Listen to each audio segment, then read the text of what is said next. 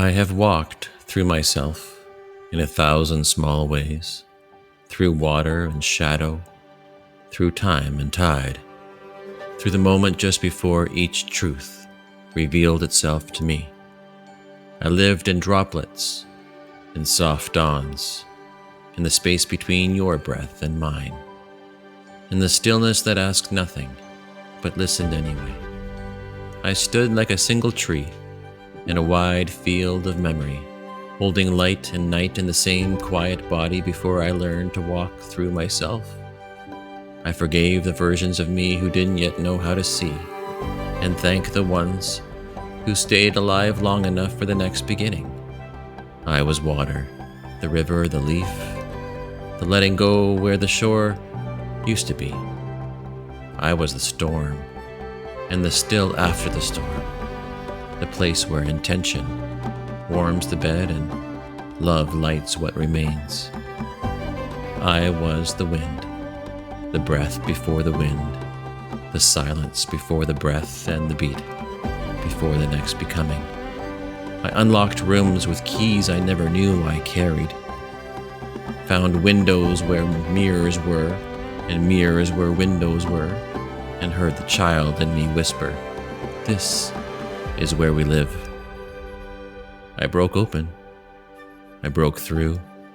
I fell only to discover I was being lifted. I held both the caterpillar and the butterfly in the same trembling hands, and on the day I stopped falling, I realized I was being pulled towards something greater. I learned the language of letting go, the courage of waiting, the quiet faith of the next right step. And after all the storms, all the rivers, all the fires and tears, I arrived in the simplest truth I've ever known. I am I? A mirror, a home, a becoming, a return. 1,000 moments just before have brought me here, to this breath, this heartbeat, and this knowing. I am love. I am here. And I am home.